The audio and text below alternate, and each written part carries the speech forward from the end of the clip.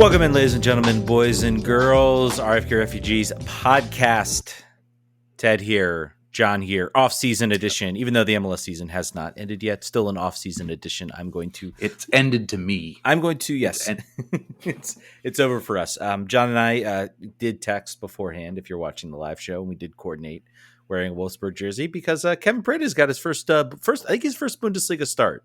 I believe that's correct. I think that's correct. So congrats to him. I believe it was not in a winning effort. I have to go back and look whether they tied or drawed. Nothing major. It was 2-2. What's that? I think it was 2-2. That was 2-2. Okay. So I think nothing major from him. Unfortunately, he didn't really get a chance to make a mark in this game. We've got some other former alumni for DC that certainly made some noise, and we'll get into that in a little bit. But first, John, my friend, how was your weekend? it was good. I hope I did the Patreon show on Friday, so hope that was tided some folks over since they hadn't heard from us in a whole 13 days or whatever it was before then. So my weekend was pretty good. I've been enjoying the weird 83 degree fake summer, although it's over right now. If you're outside right now, it just ended. So winter has now begun. If you're in the Northern Virginia area, it's. I hope you had fun.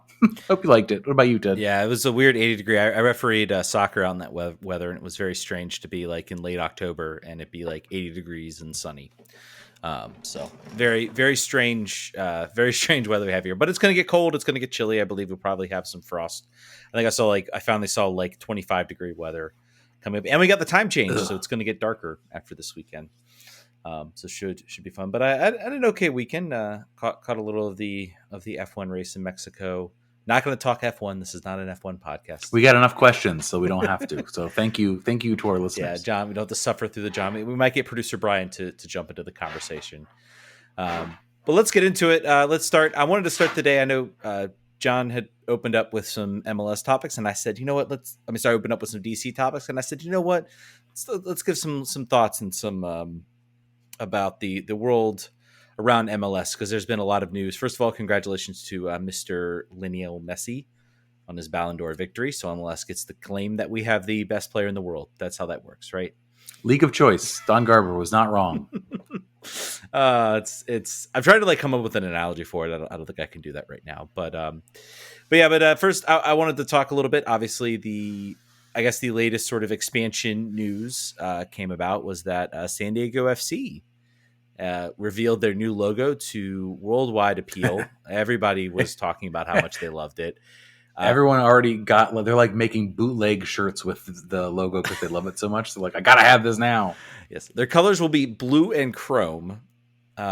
Which the only thing I could think about chrome is that SpongeBob episode where like Squidward travels into the future and everything's chrome, and it's like someone watched that episode and said, "Hey, that would be a good color for a soccer team. Everything's chrome in the future."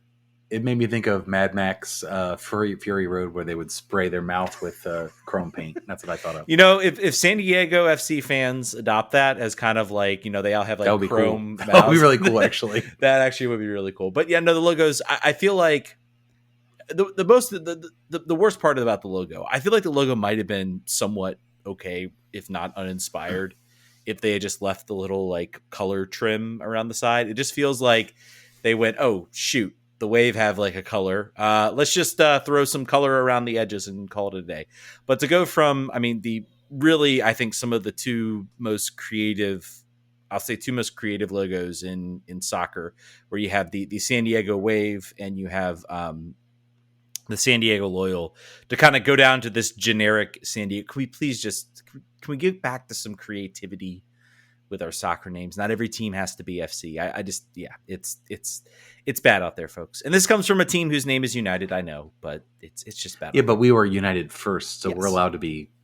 We can't be derivative because we were first. And again, I will always contend the idea was to unite DC, Maryland, and Virginia. So there was we're going to call ourselves United to give ourselves a little bit of a European flavor, but we're also going to, we're going to also make sure it's still we still feel like it represents our area. And they won championships with it. You win championships, people really stop caring about what your name is. So success breeds, and maybe that logo will become awesome and in retrospect if San Diego FC win a championship. Not likely though. We also No, not likely. we also have this thing called the MLS Cup playoffs. What are the MLS Cup playoffs, Jess? We don't know because we are DC United fans and we do not get to enjoy it. But I also don't know because I don't know when it's on, and I don't know where I can watch. I know where I can watch it. I think I just have to always have Apple TV on at any given time because a game could appear. I think that's what I've learned. yeah, FootMob is my friend. I won't say I've got Orlando, Nashville up right now. I won't give you any live play-by-play of this because by the time you listen to it, it'll be over. We've also got we won't be going in depth on every game. I don't think that's really our mantra here. I just want to talk a little bit. So first of all, let's I think there are two aspects I want to talk about. First of is the new first round format. I don't know if we've really broken this down on the show, but just want to give some of what are your thoughts about the format? Do you like it? Do you hate it? Do you? I think my real problem with it is not knowing when the hell the games are, Yeah. and I only recently understood that like every game goes to any game that's a draw goes to PKs, right? Mhm. Is that the Yes. So yeah, it's just you have to win. It's 3 games. You have to win 2 of them. That's the end, right? Yeah. Essentially, it's basically the 90s are back. The 90s are back. That part is okay to me. Yeah. That part I don't mind as much. I think that's kind of funny. It is weird that you play an entire season with like traditional, globally accepted rules, and then the playoffs come around like, hey, let's just make it weird. Let's do goalie wars. Let's just throw something weird in here. But other than that, I think the thing that annoys me is the thing that annoys you. Yeah. Well, and to sort of talk. So I genuinely think MLS wanted to do a group stage. Like they wanted to do 4 teams in a group stage. They were talking about this forever, and then they were just like, nope, never mind, we can't do it. We're just going to do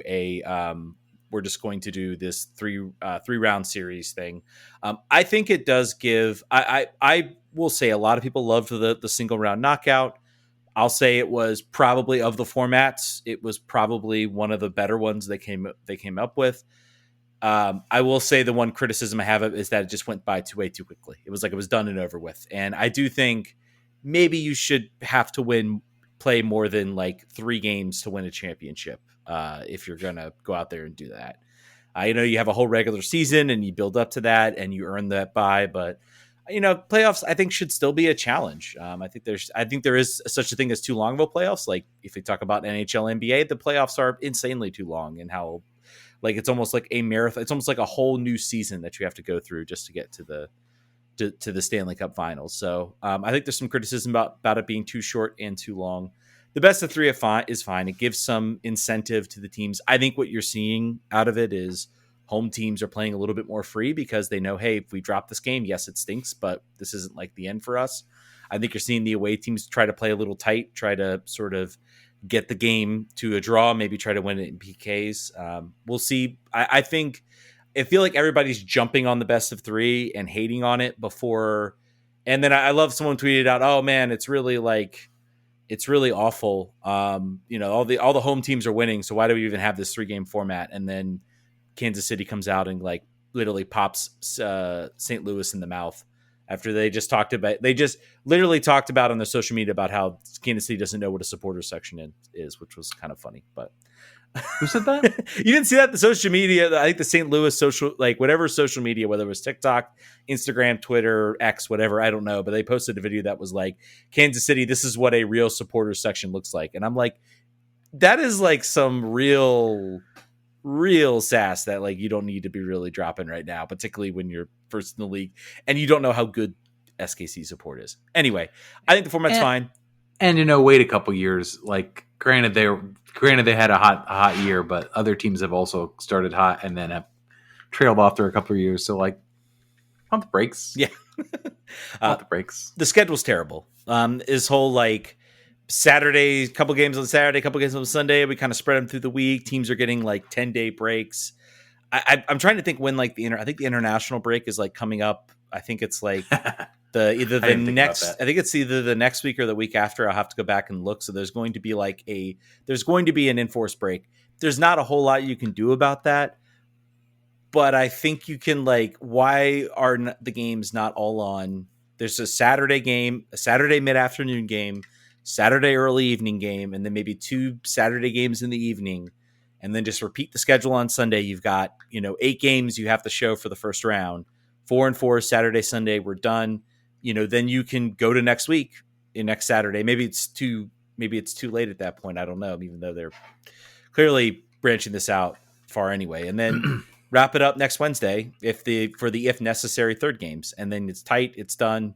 There's a consistency, there's a flow to it. I really, it's a mess. This whole schedule is just like an absolute mess for the playoffs. I guess it gives the players more rest. We always talk about too. Well, then we criticize the teams for or MLS from playing too many games and on short rest. So I don't know.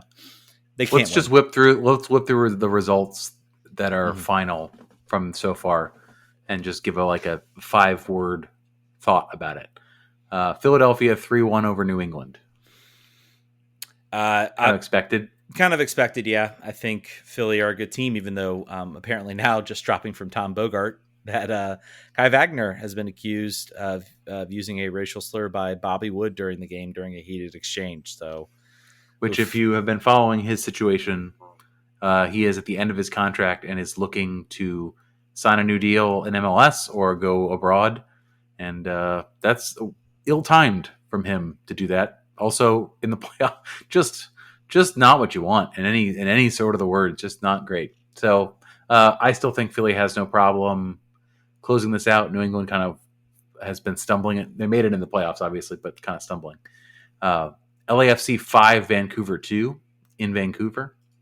Was that no? It was in LA. Vancouver? That was in LA. In LA. Yeah, it was in LA. Expected. That's a lot of goals. Good thing goal differential doesn't matter. Yeah, total goals doesn't matter either. I mean, that's maybe the one criticism of this format is I think in that game, that's the game I kind of watched a little closely. LA was in Vancouver. We're going, back and forth, nip and tuck.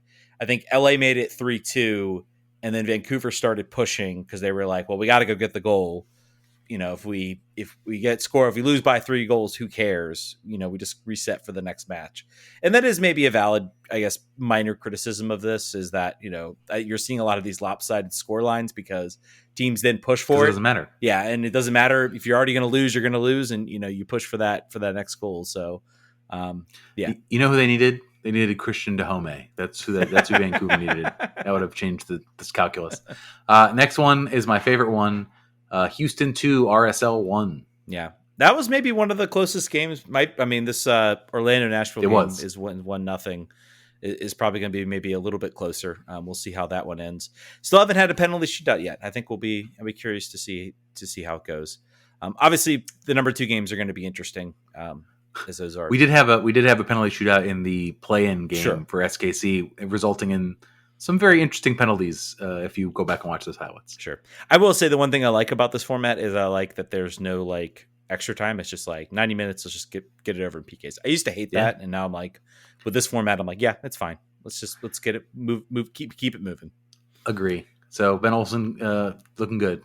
Cincinnati 3, Red Bull 0. Yes. Mr. Like that.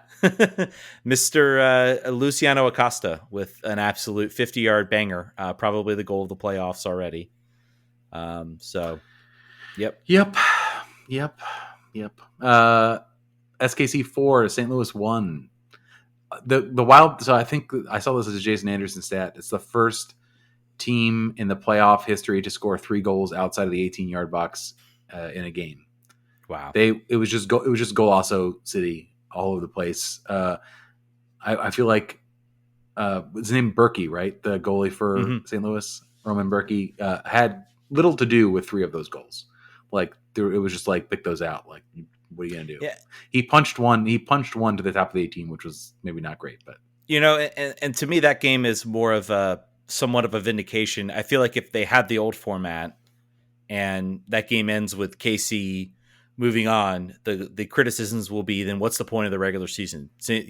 Louis is the best team, and then they get bounced in the first round. So I think it does allow some teams to kind of pick themselves back up and to maybe make some more interesting conclusions than kind of the one and done. So maybe one day in the near distant future, we will get to experience the wonders of the best of 3 and feel like we're in 96 again. They'll change the playoff format 7 more times before we get back here. So I will not be surprised at all if they just immediately jump to a group stage. And I think there's a way you can make a group stage work. My idea would be do what they did for Leagues Cup, which is a draw. You go to PKs, you get an extra point if you win the PK shootout.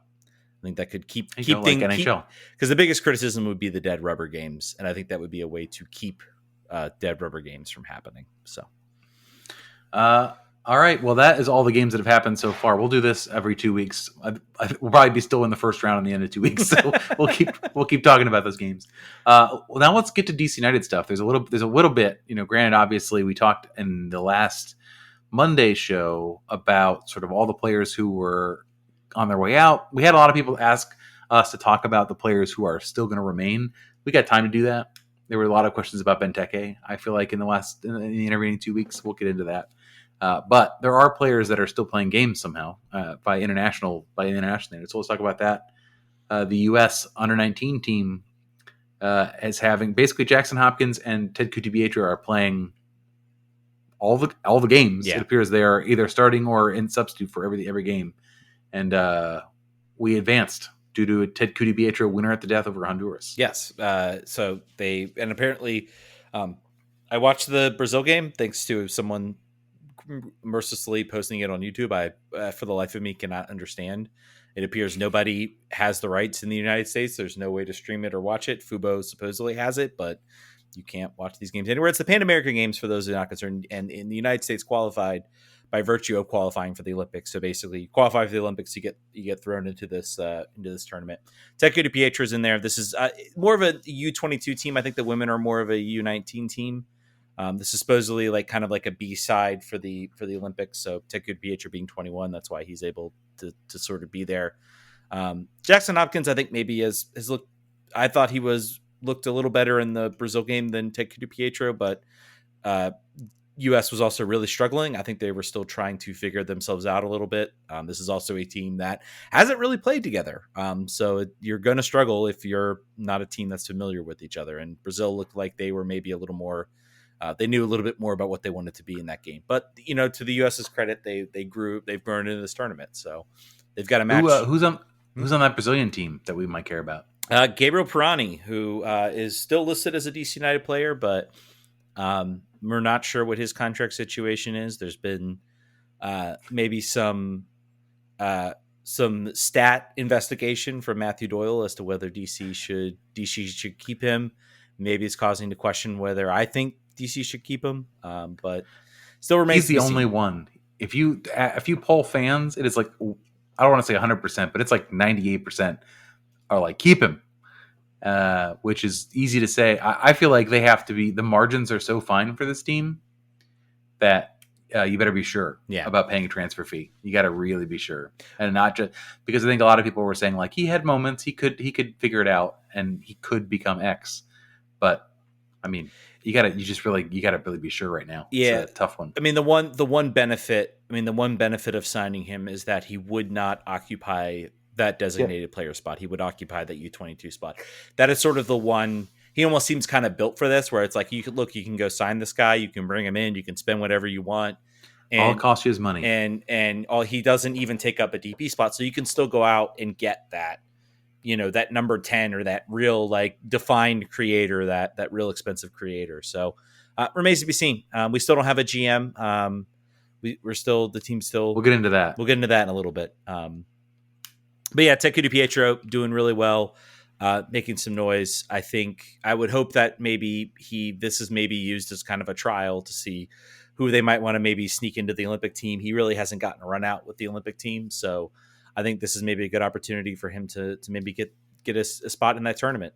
He apparently, I think he had an assist on one of the goals and had a secondary assist on the other goal against Colombia. So he's played really, really well along with the game-winning goal against Honduras. So they played Chile, I believe, on Wednesday. I believe is when that game is. And you can watch that via Periscope and calling somebody on the phone who is in South America. More DC United news. I talked about both of these on the Friday show. Fred Brian apparently was under the impression that Wayne Rooney was going to bring him to Birmingham, and he did not. And he was on a podcast with Glenn Crooks this week and implied that he was like, "Oh, well, that sucked. Didn't expect that." Diego Restrepo, the goalkeeper coach, also left the club this week. So it is literally right now the cheese stands alone. It is Fred Briant. I think he's sort of waiting to see where the wind blows and if they want to have any continuity from the previous staff. He just did get his A license this month. So we'll see. The whole it's entirely possible they just clear the whole slate, start entirely new. But I think it would make sense to have somebody who knows where the things are, somebody who knows how to get to Leesburg. Yeah, and somebody who might have a relationship already built with some of the players and sort of maintaining that. There's a reason. Chad Ashton stayed all those years, even after, is because you needed somebody who knew. Hey, this guy tends to act like this. This is his personality, and you needed the vibes guy. Yeah, I hope he stays. I think I would want him to stay. I think it was kind of surprising to me, the exodus under Rooney, and then also not surprising. By the way, Wayne Rooney, man, doing really well at Birmingham. Birmingham are charging up the table, and fans are happy about it. No one is yelling at him anywhere. He's not already getting frustrated in press conferences saying he's tired of talking about it. Yeah. So it's good stuff. It is. I will admit. And this could completely turn it around. This could completely change. It is a little refreshing to have a coach leave and think, I have greener pastures, I'll be fine, and then watch it kind of blow up in their face. And particularly after a team, and the situation of Birmingham is, for me, is fascinating because he talked all about, like, you want to go to DC, I'm going to be smart, I'm going to be very, very pragmatic about the decisions I make. And he literally jumps into a team that was doing fine. I think they were unbeaten in 6, but they fired their manager, and then they just kind of expect Wayne Rooney to come in and everybody be like, oh, it's Wayne Rooney, of course everything will be fine. Not recognizing that, that can still have a massive impact, particularly if you are a player who's said, look, we're doing fine. Why are we getting rid of the coach? This is ridiculous. And then he wants to come in and do his own thing. I don't know. I haven't watched Birmingham, but it just seems like the situation he entered, I don't know if I was looking for my next move, I would have looked at that as a situation I would want to enter. So yeah, no, I don't think so. The 2 other notes that I also talked about on Friday, Christian Fletcher has scored 7 goals for Swansea on under-21s, which is great. Hopefully he has a opportunity in front of him when he comes back. Yeah, I believe. So I looked at, by the way, just quick caveat, I think they played again today, and I don't believe I saw him on the roster. So maybe that loan has ended and he is returning back. So he does need he's got some time. I think the MLS comes back in training camp in February. Mm-hmm. That sound right? And then the last bit of news that came out this previous week that's not really news so much, but Donovan Pine's agent was very communicative to Steve Goff, saying, we've got offers in Belgium, we've got offers in the championship. We understand that the club doesn't have an ability to talk to us right now because they don't have a manager or GM, but Donovan Pines is looking. So we talked about sort of what does that mean for this club, talking about he made $200,000 last year. He's due a raise. You've got a center back. Derek Williams' exodus has not been confirmed by the club, but he is, that's what we all deduced. So I don't know. I feel like if you could, and the club has said they would like to keep him publicly. So it's very hard. The team is paralyzed about roster decisions right now. Dave Casper is still sort of making some nominal decisions at the moment. But I think they don't want to commit large scale decision making until they have some people in the door. Yeah. And maybe a little bit of a caveat. I have heard some rumblings. This is completely, I'm going to preface this is secondhand information that I'm receiving. RFK Refugees exclusive. I'm not going to drop. I know both the person who gave me the info, obviously, and I trust that what he says is true. I also know the person who said that who gave the information to him. I know that person. That person is very well connected in soccer circles around U.S. soccer and everything like that. So I certainly believe this person when they say they have said that number one, they said he has stated that Dave Casper's out, that it's over for him. He will be off to the side, but he's not really in charge of the roster anymore. And I think honestly, you're seeing that reflected in the decisions, that the fact that Andy his option has not been exercised. Things have, maybe they're still talking with players because they do. I'm sorry, but players can't just wait unless they got an option, which changes the whole situation. Players can't really wait until players' agents are calling the Yeah. front office and it's just going to voicemail, and it's a full voicemail box. Yeah, and it's fair to the players. Like, I mean, Donovan Pines is like, look, man, I got, maybe I want to test the market, and if eventually it comes back and it's like, well, not really getting much offer, let's just take this offer from DC. He could still make that move, but he can't just put his life on hold and hope wait until DC makes a decision on what's going to happen with him. So, I mean, it's fair play to him, and I don't think if he has offers in Belgium, England, wherever he does, and they're legitimate and true, and he wants to go to it. I mean, I say same with Bill Hamid. I say go for it, man. Do it. But they're going to say your salary is $198,000 now. Yeah. Every week you shop, it goes down $1,000. Yeah. But the said source, I forgot the said source says that he says a decision has been made on who the GM is, and that they will be taking over soon. Take that for what it will. Take that for what you will. Speaking of, all right, let's get into the questions. Thank you again for submitting the questions to me, because I told you that if we didn't get them, I was going to talk about green sauce and Ted was going to talk about F1. So, well, we got to talk Bruce Arena, don't we? Well, there's one of the questions. Okay, addresses it, man. I'm trying to do transitions. Brendan Cartwright says reporting has identified McKay, Tall, Morera, an international candidate as finalists for the GM role. If you had to pick one, which are you going with, knowing full well you might not know much about any of them? Choose. I can tell you who I don't want. Who? International candidate. Yeah. Unless it's Dane Murphy, and then I'll take him just due to his meteoric rise. I think we can. I mean, maybe they've talked to that said international candidate. I think we can maybe rule that one out at this point. I feel like you look at you look at McKay, Tall, Maria. They're all taking part. They all have teams right now taking part in the MLS Cup playoffs. I am if my secondhand source is correct and a decision has been made, I am willing to bet the teams are like, look, like you're still under contract with us. We'll release you, but you got to wait until however the season goes. And it's so dumb because what does the GM do in the playoffs? Nothing. What does the assistant GM do in the playoffs? I think it's absolutely nothing. I think it's just they don't want any news. Anything dropping in the middle that might rattle. I mean, I think it's just right now, it's just like, we want no drama, don't nothing. Be a distraction. No big distraction. So I think it's Morera. That's my guess. That's who I want. I think he has built something in Orlando. I think there's criticisms about the style of play in Columbus and Nashville as not really being exciting. Orlando, I don't know if they could be considered exciting either, but I think that from a standpoint of what they've built and the consistency that Orlando has built, that is what I would like. Yeah, and I think Marrero is maybe the one. I think that he seemed like he was the top candidate. They've been talking with him for a while, particularly when Tom Bogart dropped that they had been denied an interview. I feel like that was almost maybe planted by DC to be like, let's see if maybe we can shake some trees a little bit. I wonder if Marrero knows that it was declined to talk to. Maybe Orlando City thought they could get a new contract, and he came back and said, excuse me, you guys didn't tell me that DC wanted to talk to me, or that I was still in the running here. I would like to speak to them, please. I'm not signing a contract without that. So they kind of went, okay. He's got a date. He's got a date first. That's purely speculation, but that's kind of what this felt like. So all right, next. Go ahead. Speaking of Dylan Owen Dylan at Dylan Owen Dylan on Twitter says, who will be the coach and why will it be Bruce Arena? Spicy meatball. I don't think it will be Bruce Arena. No.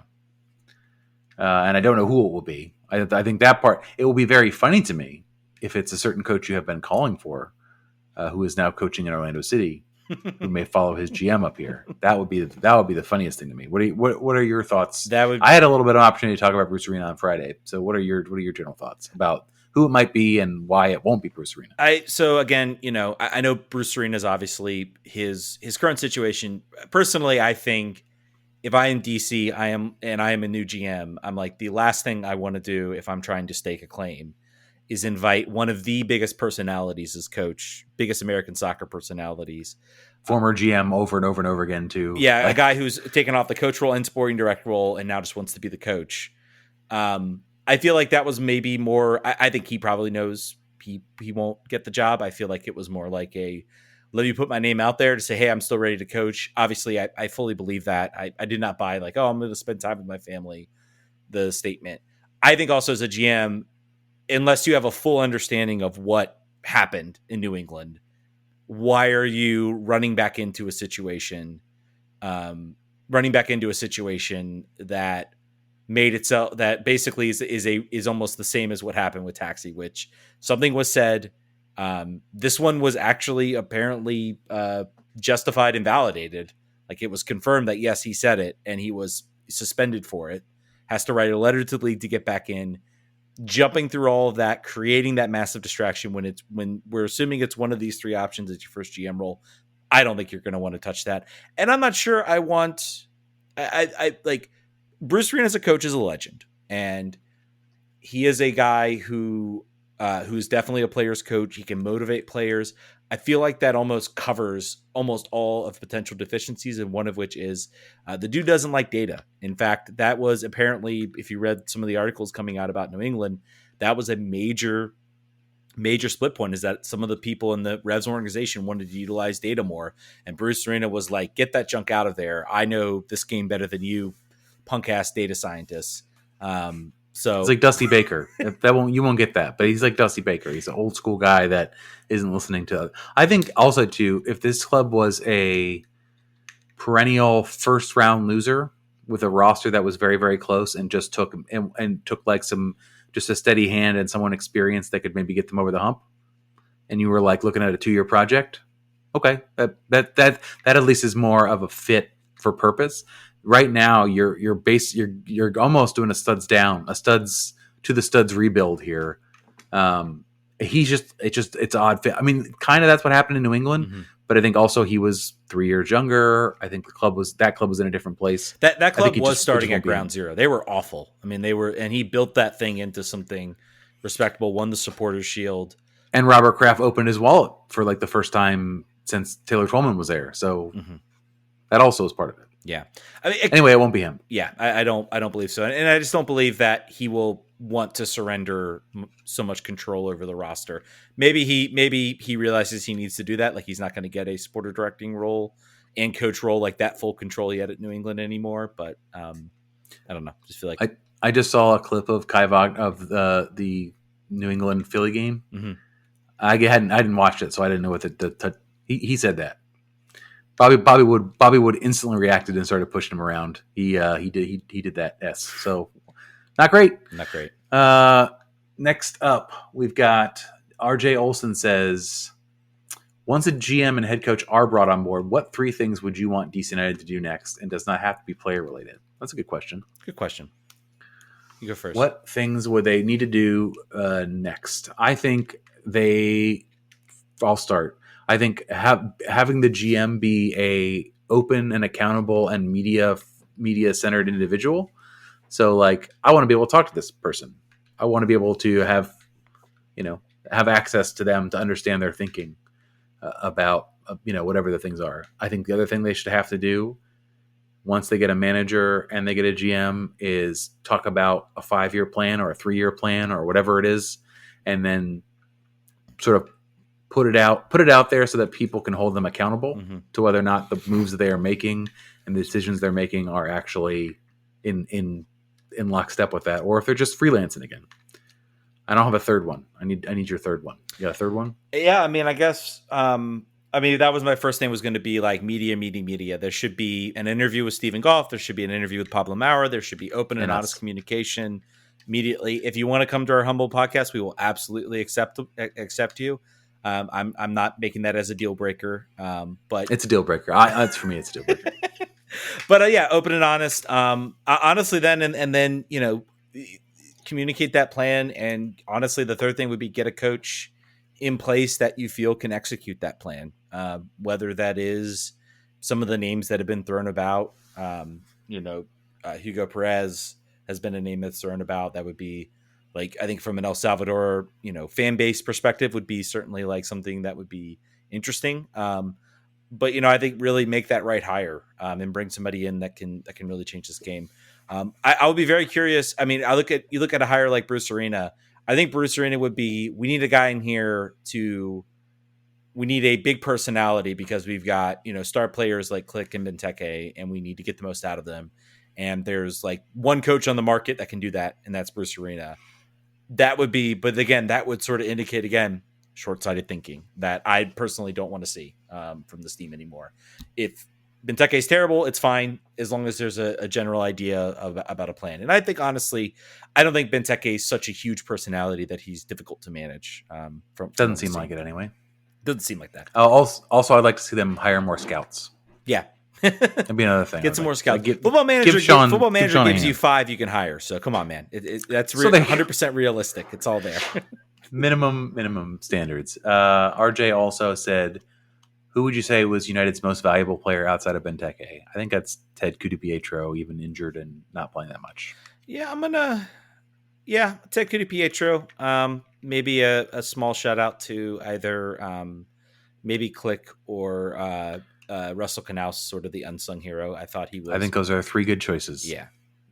So, but Ted Kudu-Pietro, I think from a perspective of this guy is our future. I want to know what his option, if his option's been exercised yet.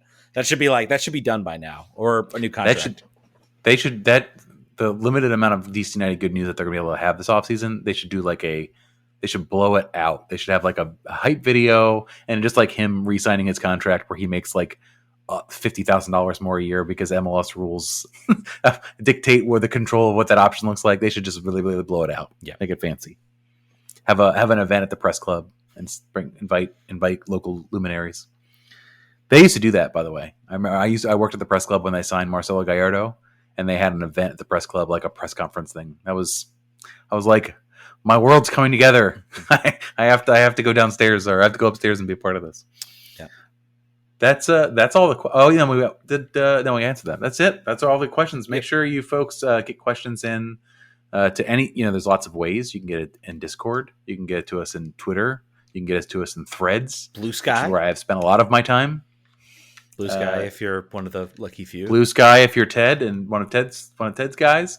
Very briefly, let's talk Spirit. I think the thing we didn't get to talk about was Mark Parsons being fired, which Ted was right. Ted said. You can go back, listen to the show.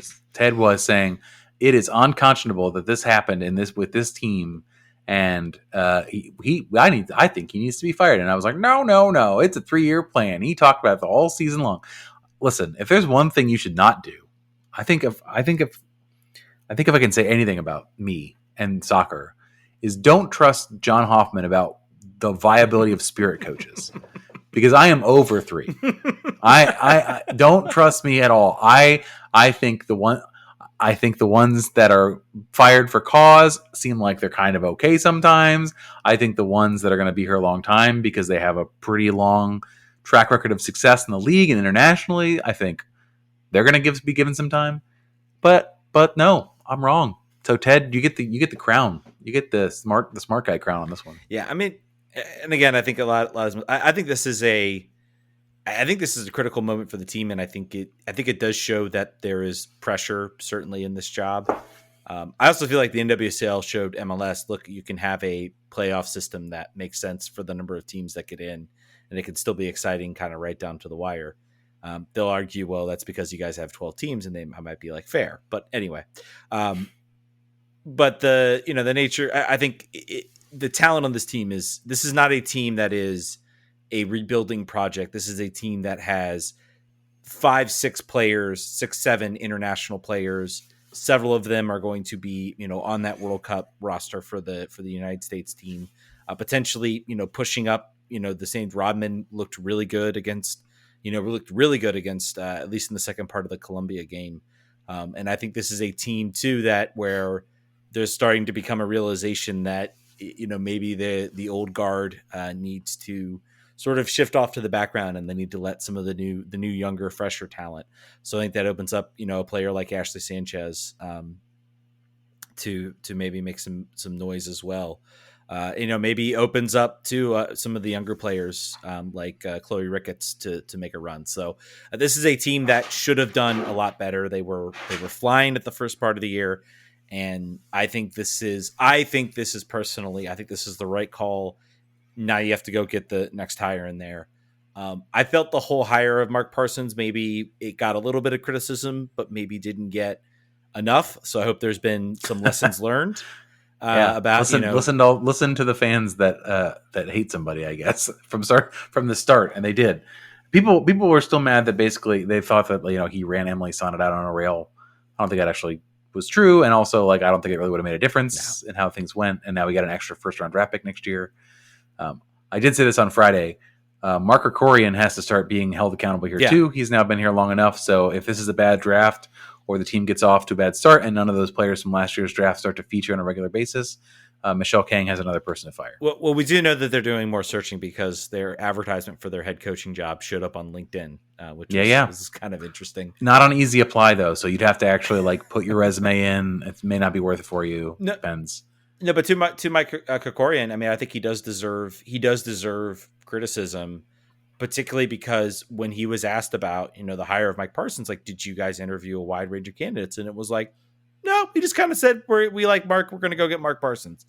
That deserves a lot of criticism in my mind because you had a coach that you had a chance to do a coaching search. You had, several months to do it and you basically didn't do it. So now I think there has to be a actual search for a coach, find the right hire, bring the right hire in, and a player that can go out and start winning games. I think this is not a team. This should not be a rebuilding project team. This should be maximizing the time they have with the insane talent that they have, and going out and trying to win soccer games and to compete for the NWSL championship, which by the way, got an amazing trophy redesign. Thank goodness. By the way, I did that one. So you did the predicting Mark Parsons. The day before it got announced, said that the Angel City FC ownership group is on the hook for paying for this because they have so many owners they can just pass around a hat and everybody puts $5 in, they get a new trophy. And then it comes out the next day that Alexis Ohanian is the one who did this with Tiffany's and got this thing redone day before. So I did that. So that was me. You picked the manager being fired. I manifested a trophy redesign. So we're 1-1. Thank goodness too. I think that's also one of the interesting news. I forget. I think it was something. I think it might have been Jason Anderson was talking about this, and this is kind of your next step of a league that's knows it's gonna kind of be around for the next at least the next few years. That they kind of went with flyby. The kind of the weird, really bad the cookie cutter, basically. Flat. Yeah, paperweight flat trophy that did not look anything good. It's kind of oh, here's a recognition that your league's kind of around to stay. So here's a nicer trophy. Also, just want to add to anyone engaging in the sports equinox discussions, stop engaging with people who. What are you talking about? You know about this? No. It's discussion. Is this only on Blue Sky? No, this is on Twitter. There's discussion on social. The people talk about the sports equinox when it's NHL, NBA, MLB, and NFL, all playing on the same day. Okay. And then everybody talks about, and then all people talk about how much MLS is not included in this. People who leave out MLS and then try to justify it, they are not having a disingenuous conversation. You will never get them to agree that MLS should be included in this list because they will say it has not been enabled. The whole Big Four team sports is made up. It doesn't exist. It's also very male centric and leaves out very popular leagues right now, like the NWSL, like the WNBA, and it is designed to, I think, by sports bros to seem superior, like they support the Big Four sports. So don't engage with those people. Stop engaging with them. Anyway, Stab, I just felt I needed to drop that. Also, Stab up for Defender of the Year. So I believe I got to vote for her. Is that a vote that we have to go vote? I got to vote for her as a NWSL media member. Nice. I got to vote for Sam Staub as the Defender of the Year. I also voted for Paige Mateer as in the top 3 for the Rookie of the Year, but she did not make the cut. So sorry, Paige. Did my best. That was my only bit of advocacy. Everything else was straight down the line. So I think if that was a first half of the season, I think she makes it. I think she did kind of tail off a little bit, where I am not necessarily surprised. And again, she plays a role too. I'm sorry, attacking players. Not a glory position. Attacking players get a lot of the benefit of this role. So yeah. Yep. All right, everybody. That was our first off-season, full off-season edition show. First, it was full off-season edition. Pretty decent. There will be no Friday show this week, but there will be one next week. Yes. So if you're a Patreon subscriber at the $5 tier or more, you will not hear my dulcet tones until next Friday. And stay tuned. I'm going to have some more off-season content coming your way. Probably get back into doing the Football Manager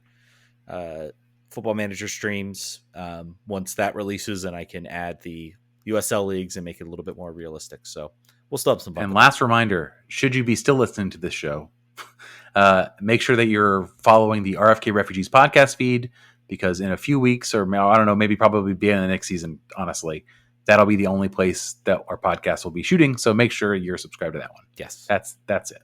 Yep, that's it. Thank you guys so much for listening. We will catch you guys next week. Vamos. Vamos.